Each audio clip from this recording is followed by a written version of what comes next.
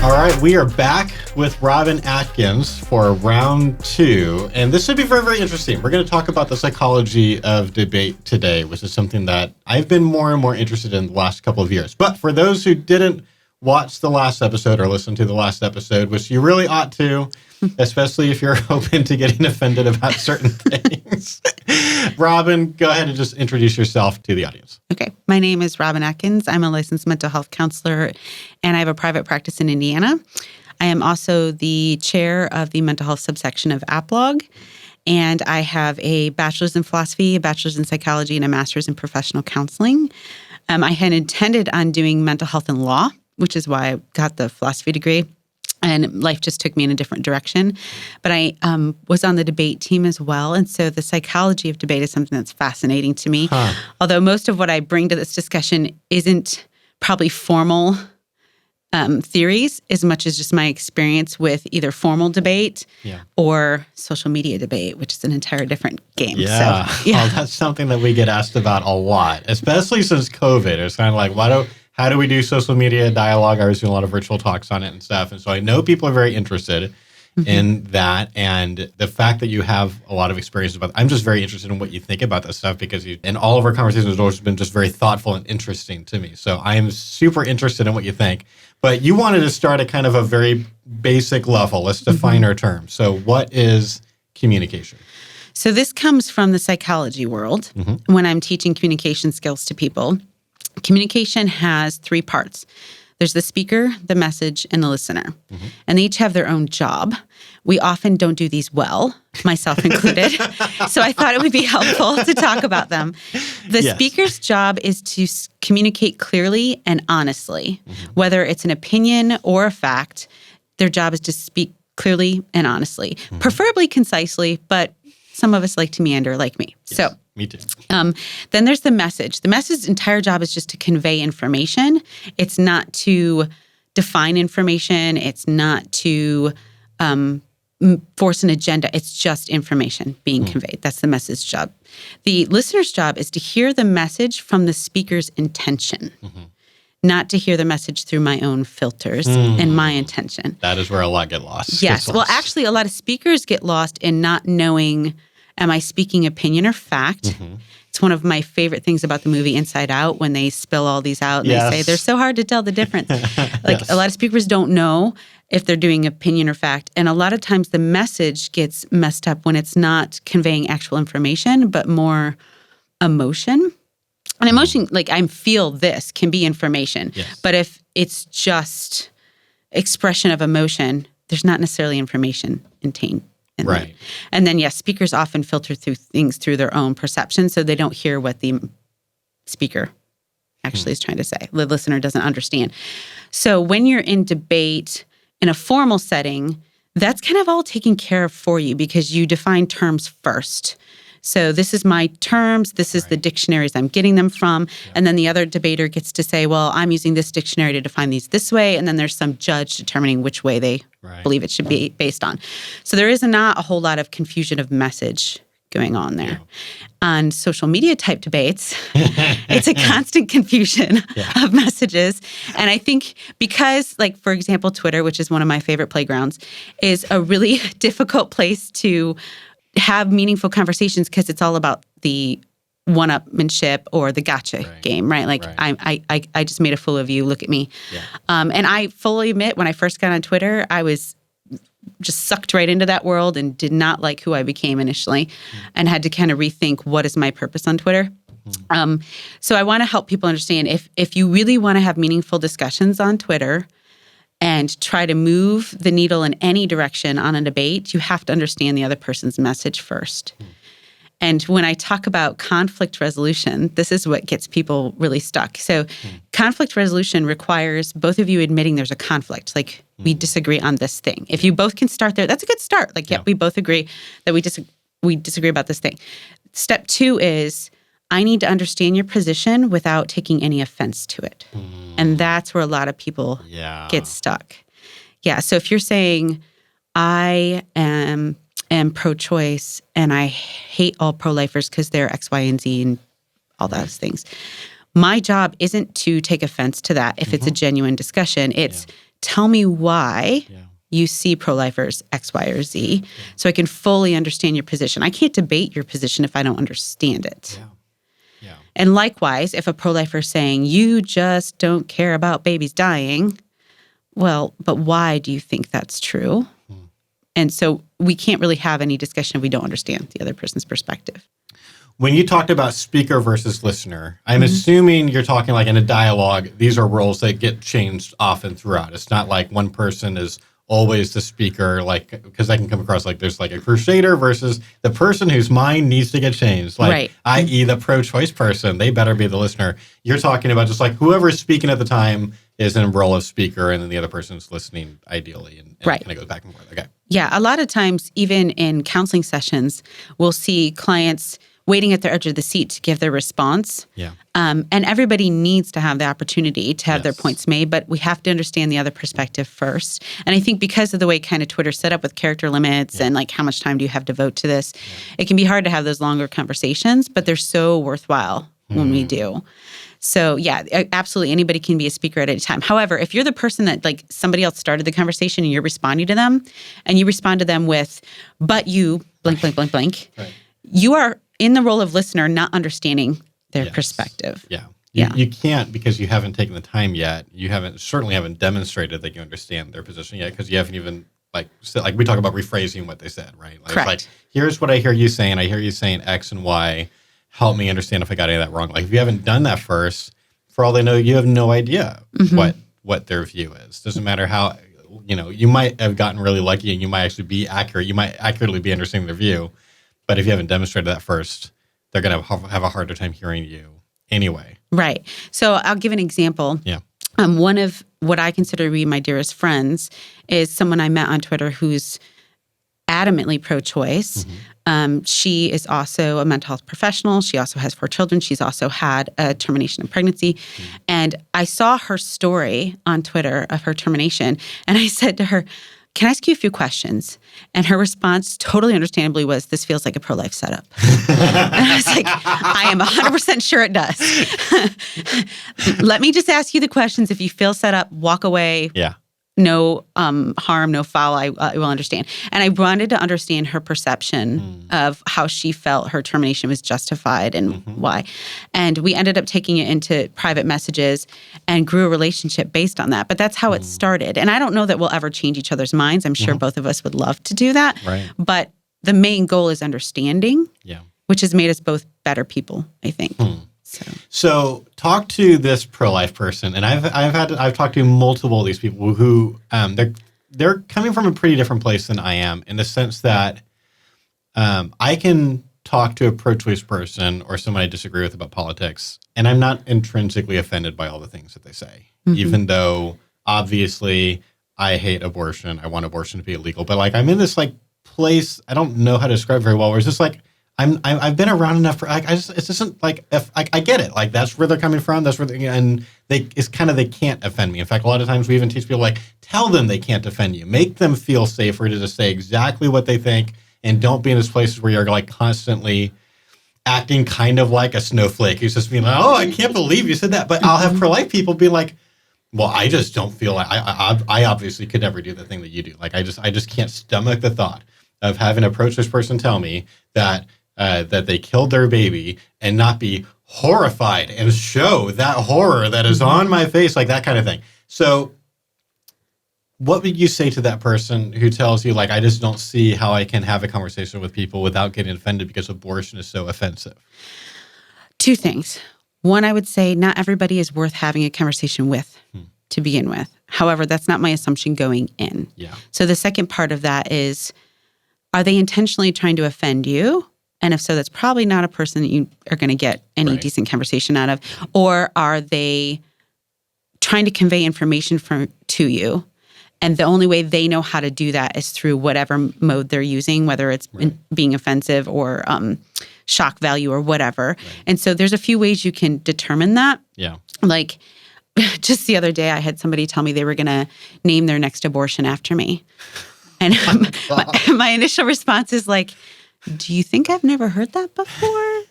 I am not offended by that, because if I have upset you to the point you need to name a procedure after me. Like, you have some stuff going on that is not my business to be messing around in. Yeah. And I'm not doing therapy on Twitter, so I'm not going to be able to help you out with that. So, yes. That's not offensive to me, nor do I actually think you're probably going to do that. Right. So that doesn't, but the first time I got on Twitter, like my first 2 months, I was continually like, oh my gosh, she just said that.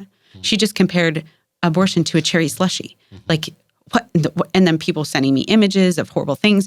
And it takes a while, I think, to toughen up the skin for people that are genuinely concerned to realize the intention behind that. There is an intention behind that type of debate, which is, if I can get you emotional, you will no longer be able to make solid, logical arguments. You'll be debating from emotion, and every time I can just gaslight you about that. So, let me see if I can throw you off kilter. So I agree with everything you just said, but I want to take us a little bit deeper before I move on, because yes, I agree. For sure, I have talked to pro-choice people who are intrinsically just trying to offend me. Like, they're just trying to be, like, over the top. But I think, like, I've talked to a lot of pro-choice people where we're just having kind of a factual conversation about what our views are. And I'm saying some pro-life people have told me, like, how am I supposed to, like, just sit there while I hear this person say they don't think that a fetus is a person? Like, that is so dehumanizing that they would even say that. I feel like I'm talking to a Nazi. And so, like, of course I'm going to be offended by them saying, whereas I'm kind of saying, like, yeah, but that's their view right now. Like, they actually don't think it's a person, and that's what you're supposed to be talking about.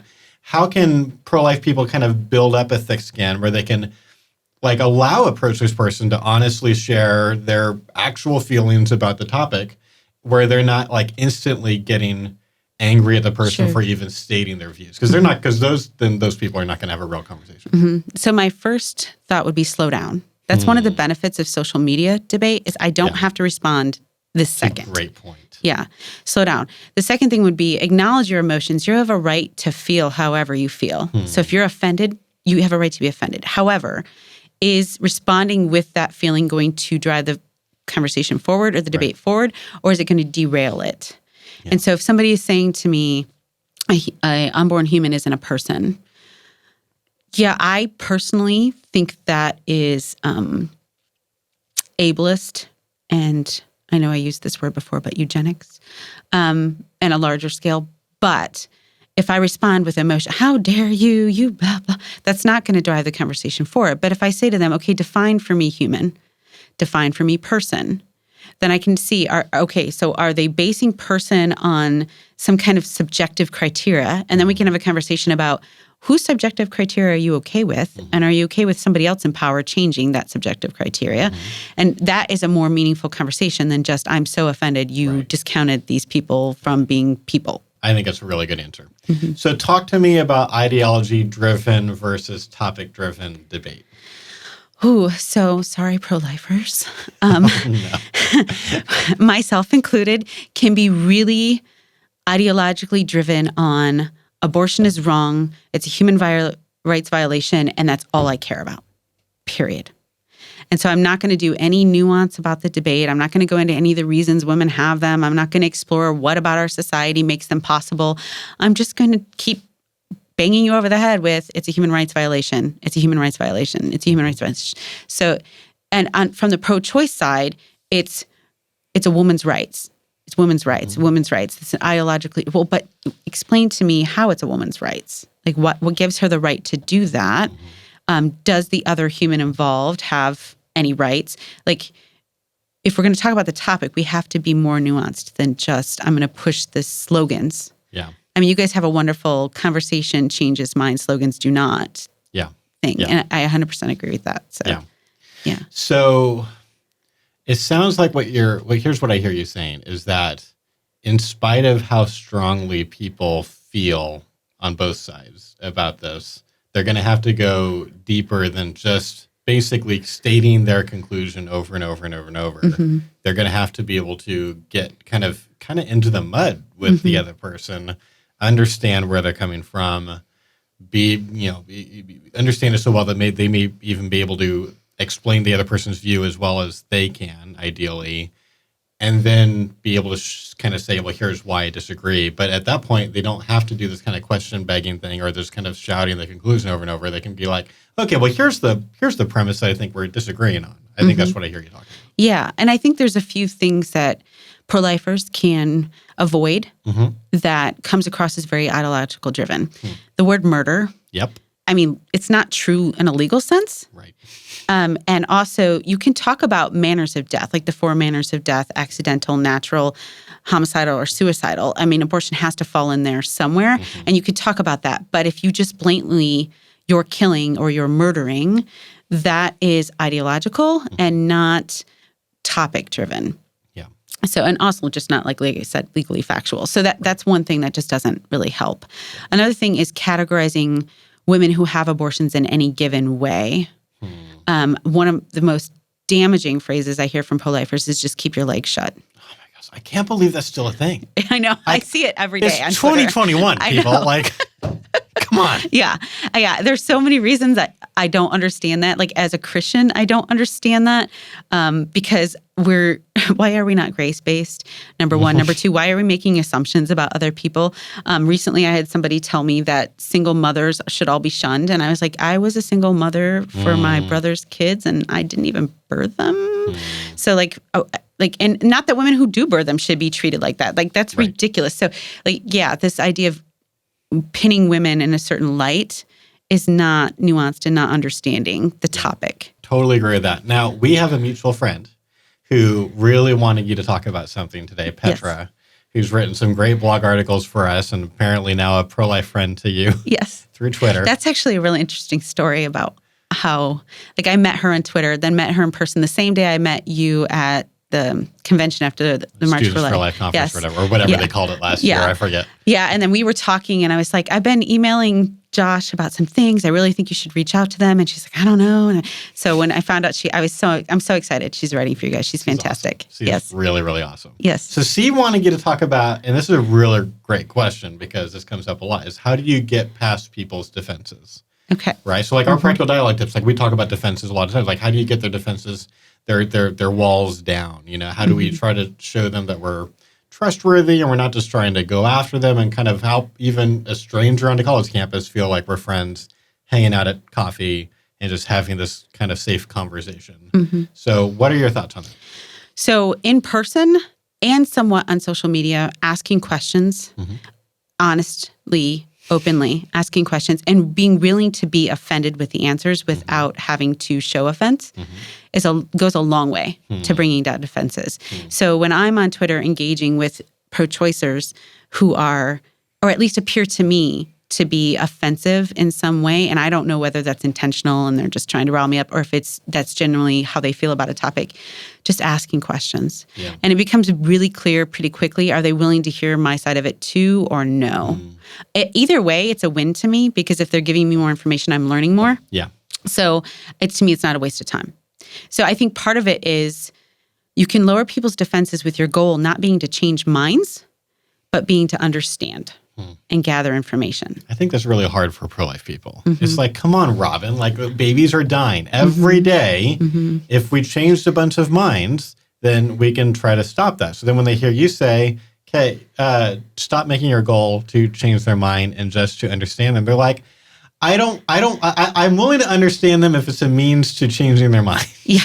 But what do you say? We're supposed to be fine with how many abortions are going on all the time? Talk to that person. Yeah, that's that binary dichotomy of then you must be okay with it happening if you're okay with hearing them out. And I guess I would say anything that has this much debate around it is probably not something that's going to be changed in one conversation anyway. Yes. That's extremely unrealistic unless you have a really uneducated person who doesn't really know much about it at all. Right. I do think in those cases, the live action videos do a really good job of helping people see, and some people change their minds with that. But in general, it took me, 18 years to move from pro-choice to where I'm at in pro-life now. So I just don't see that as we can do that in one conversation anyway. So you're really just beating yourself up. Yeah. So then I imagine then the person would respond to that by saying, fine, understand them and be willing to be realistic enough to know that you're probably not going to change their mind in one conversation in most cases. But still, my real goal in the end is still to change their mind, right? Even if I know that's a long-term goal. Are you disagreeing with that as being kind of their long-term goal? I think it depends on the relationship. Talk about that. So, like I was talking about my pro-choice friend, my goal is not to change her mind. My goal is to love her well. If in the end she changes her mind, fantastic. But my main goal is to be in relationship with her well. Yeah. Completely agree. Yeah. If it's somebody on Twitter, my goal is never to change their mind. It's not going to happen in one conversation on Twitter anyway. My goal is to make an impression upon them that there's conversation to be had. Yeah. That's my only goal, is to leave them with a different impression of the pro-life movement and who I am as a person. I'm not that person that wants to scream and yell at you or call you names or whatever. I'm not that person that doesn't understand pregnancy can be really difficult and painful or that child rearing is difficult. I'm that person that I want to understand you and I want to explain myself well if you're open to hearing that. It occurs to me that when you're truly in that place where you truly are like primarily like, I'm about loving you well, which is something we've talked a lot about in our relational apologetics kind of stuff, you are also more likely to change their mind in the end. Like, I think you are more likely to change someone's mind if they trust you, if they know that you really care about them and you're not just on this kind of crusade. But at the same time, in the end, even if they don't change their mind, it has been good that you loved them. That is a good in and of itself. And that's what I hear you say. Yeah. Ultimately, I am only responsible for my behavior and my words, not anybody else's. So if they never change their mind, that's not on me. Yeah. Also, if they do change their mind, that's on them too, not on me. Yeah.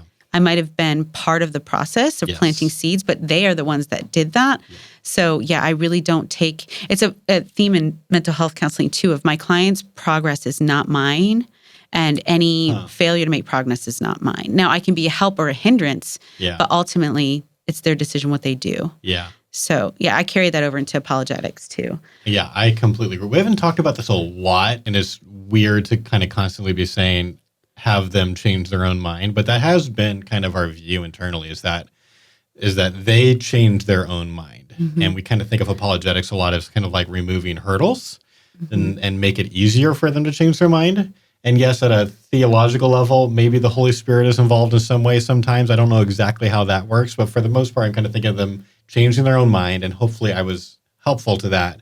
But we don't really think of us as being like the ones that directly change someone's mind. Yeah, I think there's a lot of parallels to pro-life work with evangelism. And so along with that, there's a lot of anxiety built into this. Like for a Christian who's trying to share Christ with someone else, there can be this innate anxiety of, if I don't get you to buy into this, you won't be joining me in heaven, and that's really, really scary for me and really sad for me, and I can't have that. It's too painful for me. And similar in the pro-life movement, if you don't change your mind, more babies are going to die, and that's really scary and anxiety-inducing to me, and I can't have that. And so taking a step back and realizing I am not the person that causes either of those changes to happen. I am just sharing information, hopefully planting seeds, and loving you well. Right. By the end of the process, this person is either more likely to one day become pro-life, or they are less likely to one day become pro-life. Exactly. Don't be that person. Yeah. And also on a more base level, this person is more likely to feel loved or not. Yes. And if I leave you feeling loved, even if you never change your mind, that's better than when you came to me. Yeah. And even like the person on Twitter, so like it's hard to, it happens, but it's harder to form a real long-term relationship through Twitter. But you just showing the person that this is worth talking about, that this is a conversation worth having, I think you're also showing them there are at least some pro-life people that are easy to talk to and are worth talking to and aren't weird or obnoxious or whatever is kind of in their head that they've, like, maybe you might be the first pro-lifer they've really been able to have that good conversation with, and now they're more likely to have conversations with other good trained pro-lifers down the road. Yeah. So there was a tweet that went out last night. Woman asked, if you were to get pregnant today, what would you do? And there was all kinds of different responses from I would keep it, I would adopt out, I would abort. And my initial reaction to that was, this is really valuable. And it's also not the place for me to start debates about abortion. Right.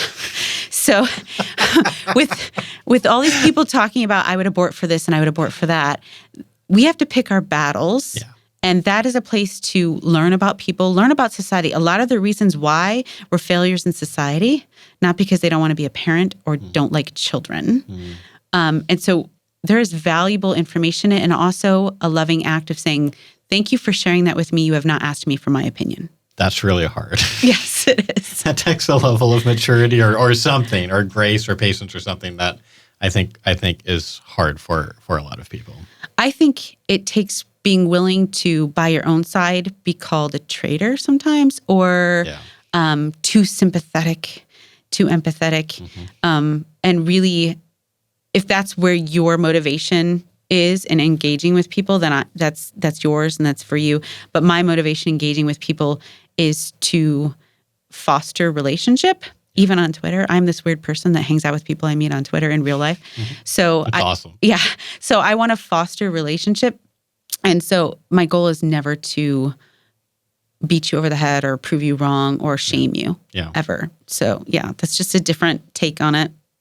Talk about how both sides use anecdotal evidence. Oh my gosh. So this is where I love to try to help people understand when I'm talking about my own perspective or like my own personal experience with abortion. So recently, somebody had tweeted out, no human dies in abortion.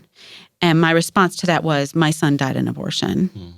And because I have like pro-life in my bio, people assume, oh, you're using your anecdotal thing to try to make abortion illegal. No. What I'm trying to get you to understand is whether a woman's pro-choice or pro-life, if she has grief over the loss of her offspring, you denying that offspring existed is harming her. Doesn't matter what side she's on. And so how we talk about these things matters, and anecdotal evidence is important in understanding the other person's perspective. Kind of going back to conflict resolution. Lived experience or anecdotal is really, really important for understanding perspectives. Doesn't have a whole lot to do with law. Right. This reminds me of the conversation kind of around the way that pro-choice people talk about miscarriage, where, sometimes I think pro-lifers see pro-choice people who will offer sympathy to a friend of theirs who has just lost a baby, and will be like, well, they don't really care. They don't really think that you lost a baby because they're pro-choice. Like, how can they think that? And I'm interested in what you think about that, because it seems like a lot of pro-choice people are just being sympathetic and trying to be like loving to their friend. And like, how obnoxious would you be if you're like, well, actually, I think abortion should be legal because I don't think you lost anything right now. I think you just lost your dreams of a future, whatever. Like I don't think most people are coming from that. But I think a lot of times, I think this is a way that pro-life people like misunderstand pro-choice people. What are your kind of thoughts around that? So first, in general, I don't think it's ever helpful to dog on expressions of love. In general, I don't think that's helpful to anybody. If a pro-choicer is expressing empathy for somebody with an abortion or a miscarriage that they've lost, that's a good thing. We should be encouraging that. That's also true that there may be some cognitive dissonance going on about what makes a human. Is it wantedness, or is it acceptance, or what is it that makes? But I also think that is deeper driven into medicine. Yeah. When you have doctors who are fighting for the lives of the unborn in one patient and terminating a pregnancy in the other, to be able to do both of those things. Yes, you can exist in both of those spaces, but there is cognitive dissonance. You are denying one thing that you're seeing in the other. Yeah. I don't think that's necessarily something people spend a lot of time in their head thinking about. So you don't have to say, oh, they're a horrible doctor. They must be terrible to their patients who want their babies. And that's probably not true. Yeah. They're probably still really dedicated to those patients, but they probably don't exist in that space in their head a lot thinking about what makes one different than the other. Yeah, that's very interesting. So then going back to anecdotal evidence. So like, I think when I think about anecdotal evidence, I think a lot about like, we're constantly trying to figure out what works. What is like the most effective pro-life strategies and tactics, and the way that we had to have dialogues, and what are the best arguments right now? And like, we're doing our best to figure that out and kind of test as much as we can. In the end, that's all anecdotal evidence. And so we try to internally be careful to kind of combine that anecdotal evidence with like, arguments for like why either something would seem like it probably would work or probably wouldn't work, and try to be careful about that. But like, how can we as pro-lifers trying to figure out how we ought to most effectively do our work, like combine anecdotal evidence with other things and try to figure out what we ought to be doing? First, is the person an advocate or an activist, or are they just a person with opinion that sometimes talks about it? Let's talk about like the actual, like the activists, the advocates. Okay. Yeah. So if you're in the movement as an advocate or an activist, you need to get really educated on all the different angles of it, first of all, because it's not enough to say, what about this woman that X, Y, or Z, or what about this case of blah, blah, blah. You have to really understand the ins and outs if you're going to pull out a specific anecdote of the greater themes of that anecdote. So if you're going to talk about pro-life legislation and what it means to be okay in the life of a woman, case risk of life to a woman, you better know that legislation. In fact, you probably should know most, if not all, the legislation in the U.S. that's happening right now. And you better be able to defend whatever you're saying about that without just anecdotal. Like, this is what the actual law says in and of itself. It's also okay to say, you know what, I am not a specialist in the law, so I don't know.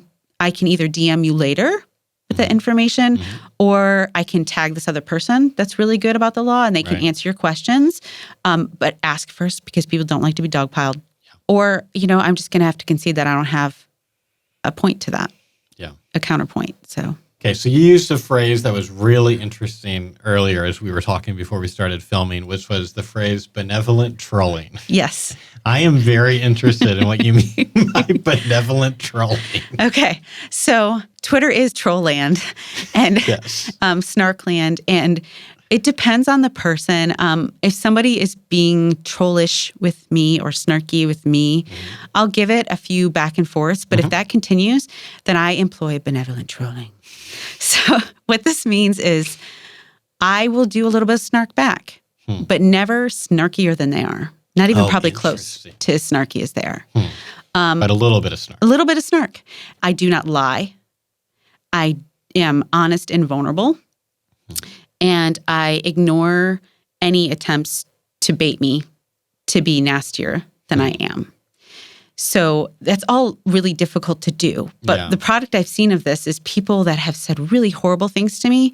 We end up in hour-long conversations about foster care or adoption or abortion or whatever. If I give them a little snark back, they're like, okay, so she's not so uptight that she can't have a sense of humor and she can't be fun. She's also not going to be so offended that she's either going to drop the conversation or get really super nasty. She'll play a little bit. And so they're more open then to So this is a way of you using humor in the dialogue to kind of give a sense of kind of who you are. You have personality. You're not just a bot or whatever. Yeah. So certainly I'll link to the 2 podcasts that we've put out at this point on humor and dialogue, because I think that's part of what you're doing. But I want to go further. So, because in some of those, we haven't talked a lot about like snarky humor. There's like other ways to be humorous. We have had a conversation with Dank pro-life memes about snark, about the use of snark. And that was really interesting because, and in the end, I think we think differently than Elijah in some ways. And I wouldn't make every meme that he does, or certainly I wouldn't write every comment that Elijah makes, even though he's a friend of mine, and just people can disagree about different things like that. So I guess I want to understand what you mean by a little bit of snark. Like, can you give us an example? I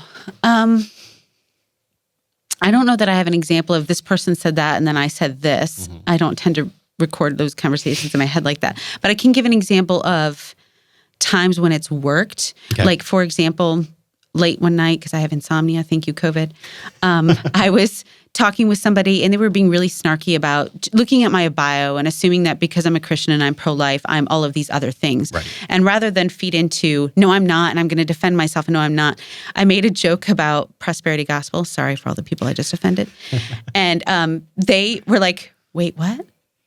You're being kind of snarky about some parts of Christianity. But you're kind of making fun of your side, or some like, subsection of your side, as opposed to the person that you're tweeting. It depends. With. If it's their side, I will, but it's got to be something pretty benign that I'm making fun of. Yeah. Like, so it helps that in my cover shot on Twitter, the cover photo, it's got pro-choicers are not and pro-lifers are not. And it's all the things that the other side claims they are that aren't true. That's cool. So that's helpful if they look at that. But then I'll be like, if they say something about, well, you just think women ought to shut their legs or something like that. And if I'm snarky back, like, you can get pregnant without your legs being open. Right. And they're like, oh, okay. So yeah, I'm willing to give a little back and forth depending on my position or theirs. Yeah. That comeback came up on the Eliza Thompson I may episode. have got it from Eliza, It might. Here's like, if this could be just the like if every single pro-lifer, like every time that is said anymore, I could just get that as a response.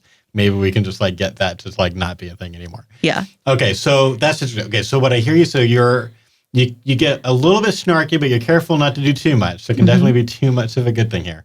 And it's obviously safer to be snarky towards your own side. We've talked about that a lot. Or throw your side under the bus, or at least the friends element of it. But then if you're snarky toward them, like if the snark is directed at them or their side, you're being careful to make it about a thing that is not likely to be like really offensive. I have an example. Cool. Okay. So somebody was talking about there is no mental health effects of abortion. And so I linked to like 20 different research papers about all the different things that are possible. And at the end of this person was like, well, that was annoying. And I was like, you got to feel how you got to feel. And that was my start. And she loved it. And we ended up having a DM and she's pro-choice. We still have DMs about it. So like that kind of thing of like, I can reaffirm you in a funny way that's not saying I agree with your position, but And it's kind of playful though. Yes, it's playful. Yeah. I mean, I know I've heard similar advice on it. There's a different YouTube channel. I don't remember if I've talked about them in public or not, but probably have because I think they're awesome. It's called Charisma on Command. And these guys make YouTube videos that are kind of in the style of the YouTube video that I wish that I could make, but they're just so much better at it than I am. And so I'm constantly like, how are these guys so good? But they're kind of just talking about charisma in general. So how to make a good impression and how to, even negotiate raises. It's much broader than what we're talking about. But there's certainly some areas where we're like kind of in common.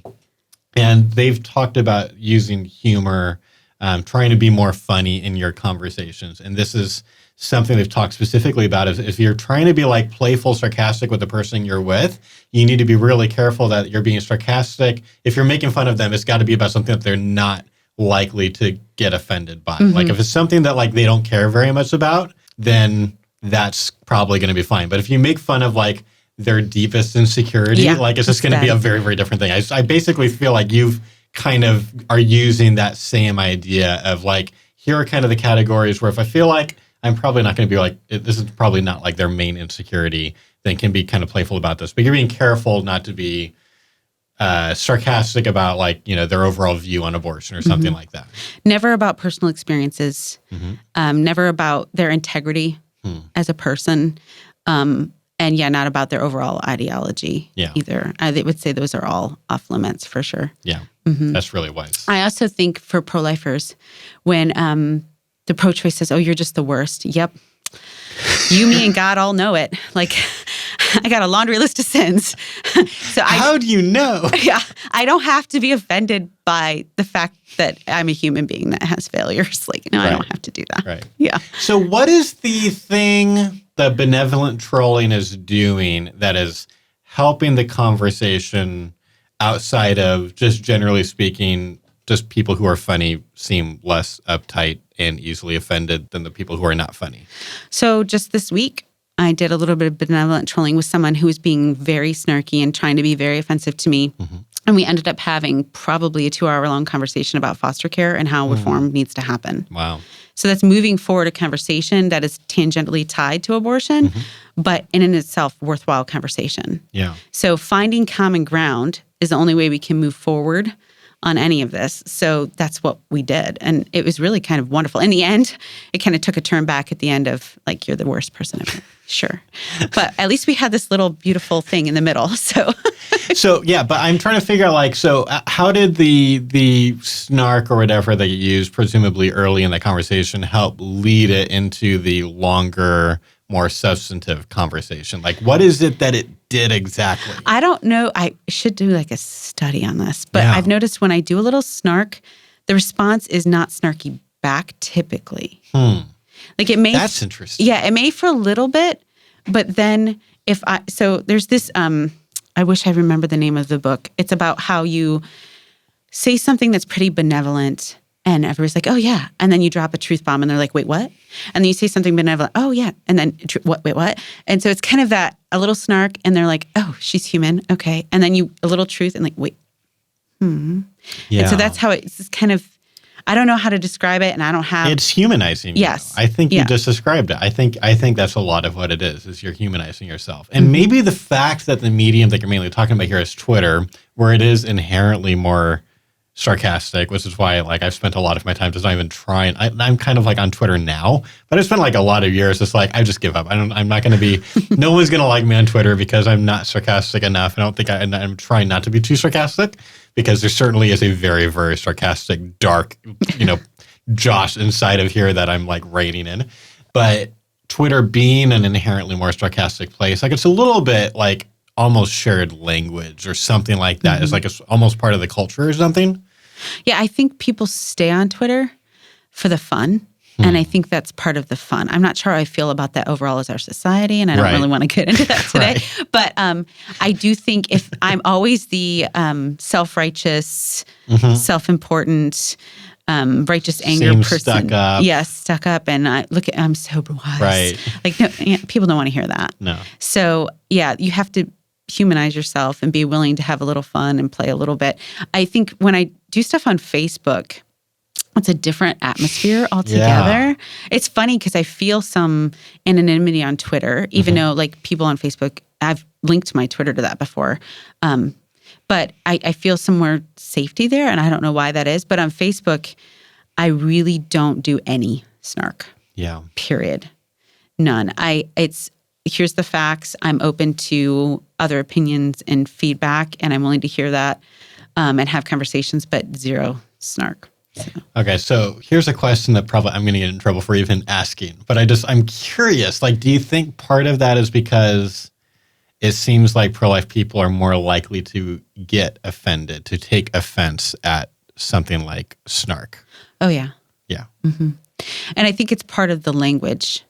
I think it's also part of the ideal. Like pro-lifers are supposed to be these good Christian people that are never, ever snarky or rude or whatever. Right. And so they kind of live in that world, and like pro-choice is demonized as the snarky, the mean, the screaming, yelling, unhinged women. And that's not what they are overall, but that's the world that they're supposed to play in, I guess. And so I think that on Twitter, I see that played out. It's like this is one side versus the other. And I guess I'm probably not super helpful in that I think a little bit of snark does need to happen, but we need to be careful. And I think that's probably more confusing maybe than helpful.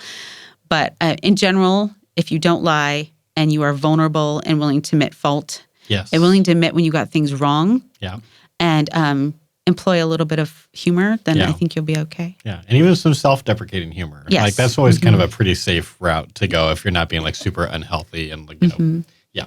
Okay, so here's something that I feel like I talk about a lot in the last couple of years, and I really want to get your perspective on, because I have been probably as a result of 3 years now in therapy, and like really, it's been really, really good for me, is I'm thinking more about self-care than I used to. Like not just for me, but for people in general who are having these difficult conversations. And so I feel like I just keep on ending up in Q&As and stuff, talking a lot about when it's time to end a conversation, and I get asked a lot about like, at what point do you kind of walk away from a conversation? And so I'm really interested in what your thoughts are about the conversations that are like worth staying in, even if it's challenging on some level. And at what point is it the healthy thing for the pro-life person to try to graciously end a dialogue?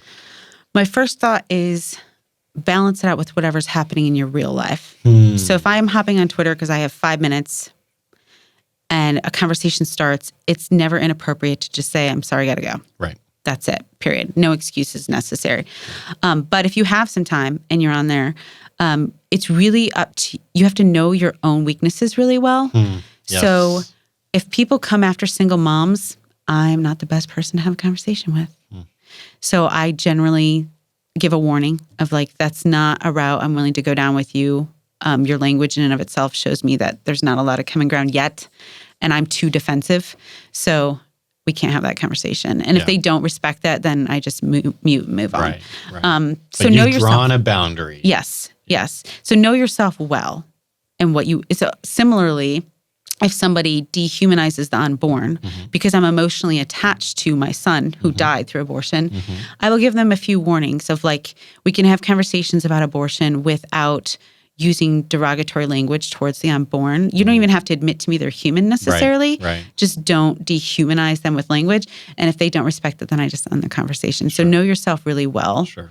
I always am probably more open than I need to be on Twitter as far as like, I have to go do the dishes, or I have to, this, or just in general. I think that's good. I mean, if you disagree, you're going to be the expert. But I have intentionally done that sometimes just to humanize myself.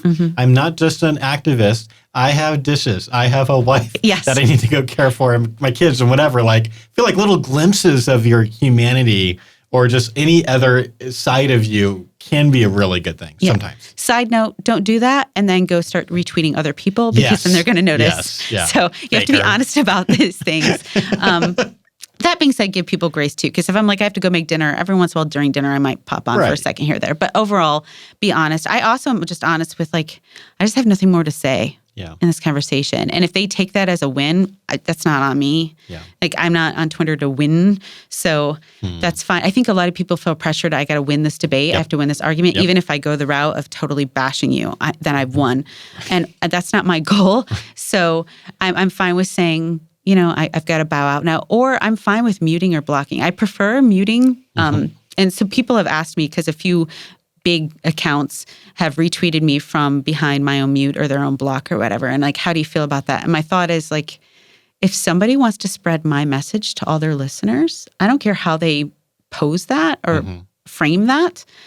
My words are my words. Their words around it are not. And so sure, spread it around. Right. I don't care. So I prefer to mute than block. I will block if people are threatening. I have had threats and stuff. So yeah. So let me ask you one question to take this deeper. And I have no idea what the answer is, but I hope you have an answer. You talked about knowing yourself, knowing your limits. So you're talking about the value of self-awareness. Some people are more naturally self-aware than others. It might not even be natural. Maybe just some are have spent more time working on personal health or something like that. But I have been around some people. We've all been around some people who are very not self-aware. How could those people figure that out and then work on that in order to become a more effective pro-life advocate? Therapy. Also, when I watch people who misunderstand something, and like when I'm watching debates happen, if I can, I will be an intermediary. Like, hey, I think why you heard that way. This is how I heard it. Do you think there's room for how I heard it differently? Or like, I get where you think that might be helpful. I actually see that as detrimental to the pro-life movement, and this is why.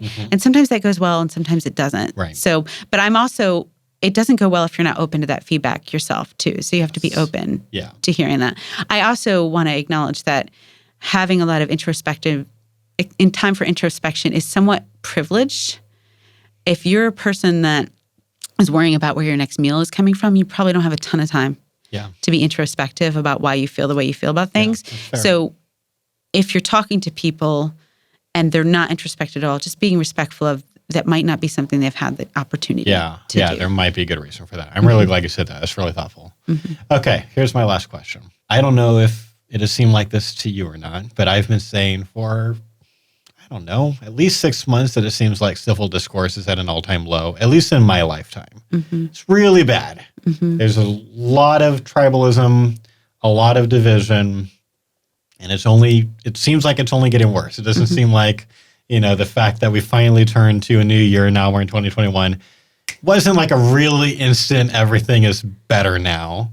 And I'm concerned about that because I want to see people changing mind through healthy dialogue and not, merely through, the laws are going to change regardless. Like, I want to see people still having dialogues. And it just seems like people are often almost incapable of having a dialogue with someone that they disagree with about any political issue right now.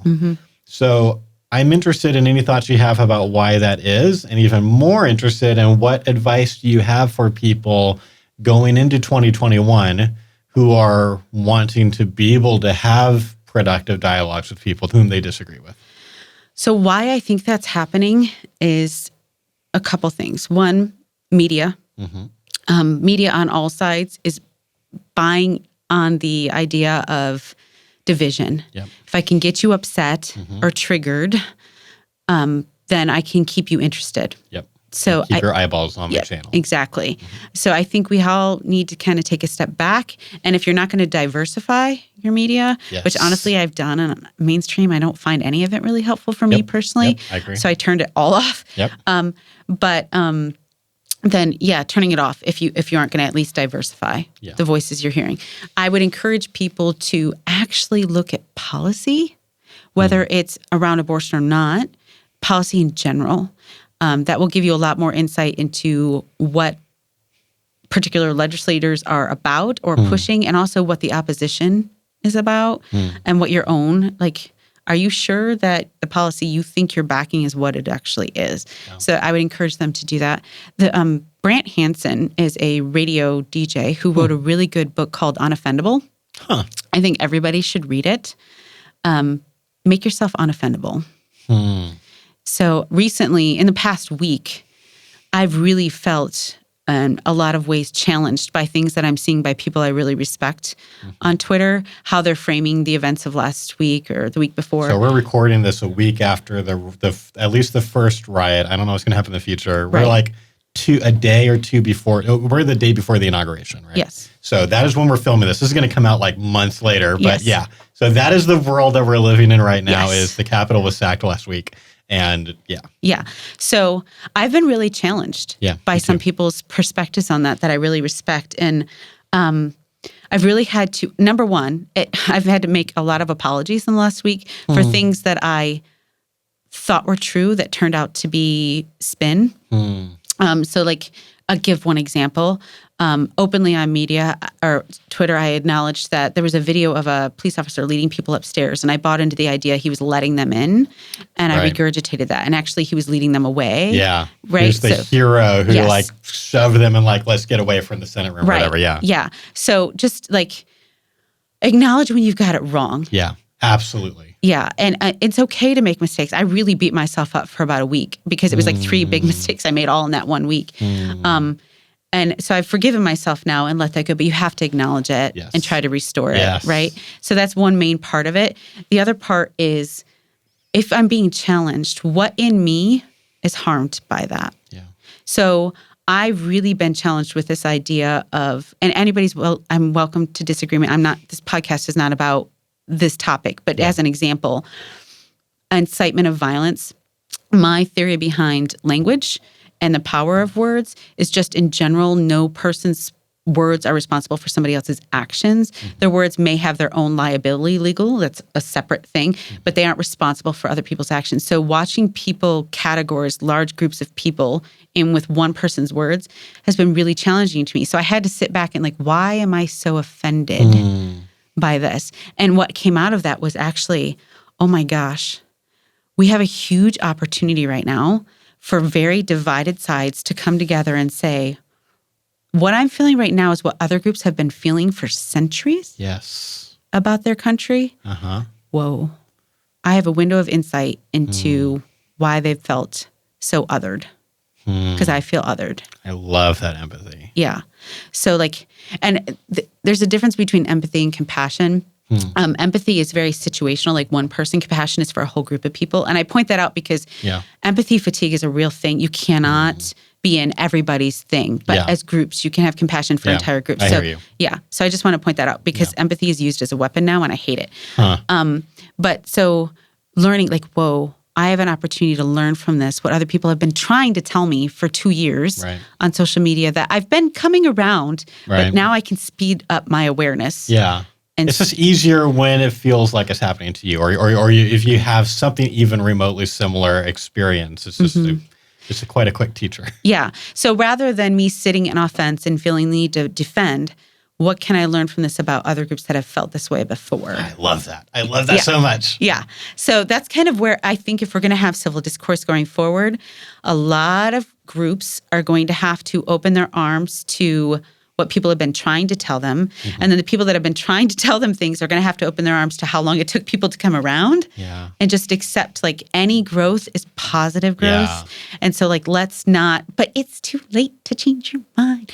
No. Yes. It's never too late for growth. Yeah. That's really good. I was hearing, I don't remember who, but I think I want to say it was David Frentz who made this analogy. Yeah, it was David Frentz on the Dispense podcast who made this was challenging for me. He offends me often, so but I still read him. I think you're going to like this one. He offends probably most of our listeners a lot. I generally end up agreeing with him, so probably I would end up offending you in some of the same ways. But he said something that was challenging to me, though, on exactly what you were just saying, of just kind of like, the people who are, resigning at the very last minute or coming around, but only after, this insurrection thing happened, and just saying like, look, let's be like the church, like after an altar call. Like, let's not be fighting with people who are like, it's like, no, come one, come all. You are all welcome. We will decide later exactly like, how much to trust you right away to do an analogous thing. But like,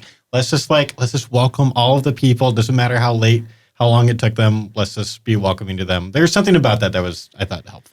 Yeah. I'm glad you brought that up because that's not how I took his message at all. So I'm being challenged right now, which is really great. I might have misunderstood. No, I don't think you did. I don't think you did because I have concerns about the need for people to take any action based on somebody else's actions in general. So like whether or not you think Trump incited violence, the need for congressmen to pay for him doing that, I have concerns around that, like what we hold people accountable for that is or isn't theirs. Like, is it valid to question an election, which is what was happening in Congress that day? Mm-hmm.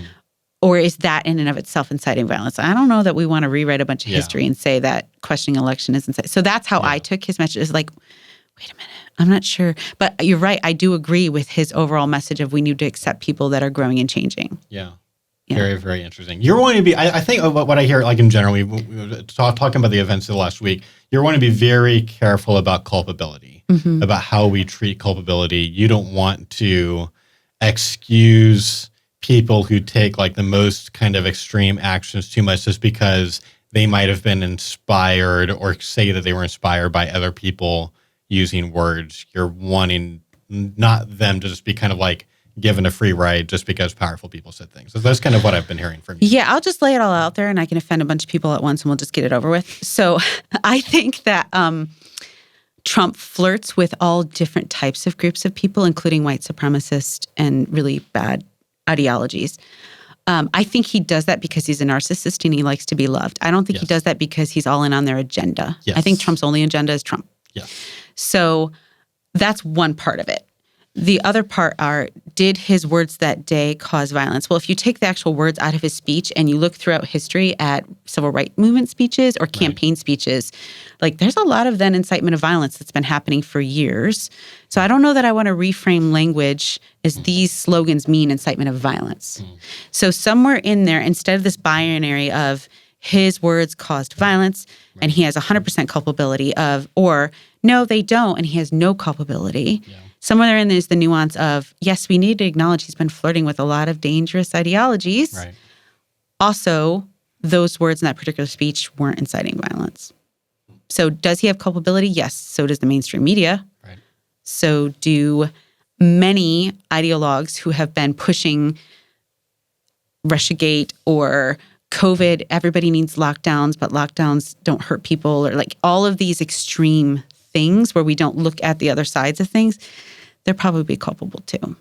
So talk a little bit about the Unoffendable book, because I love the idea, but again, like I know that might just seem weird to a lot of people. Like, what do you mean unoffendable? Like some things should offend me. So like, what is it that you took from that book that you want people to apply to this situation? A couple things I took from that book. One is you are allowed to feel offended, but you choose whether or not to give somebody else's words power over you. So if somebody says, Robin, you're a hypocrite because you've had an abortion and now you're pro-life. That could be offensive to me, but I also don't give any of their words any value. So like, no, I'm not. That seems really healthy. Yeah. And I don't need to be offended by that because your definition of me is not who I am. Yeah. So like, that's one way of like being unoffendable. Like you don't get to define me and I don't have to defend myself against people that don't get to define me. Yeah. Period. Yeah. So I think that was really helpful. Another thing is acknowledging that you are also offensive. So if you want to be given grace and room to explore where you've got it wrong or where they misunderstood or whatever, then you have to be willing to give that back as well. Preferably give that first and establish that within a relationship.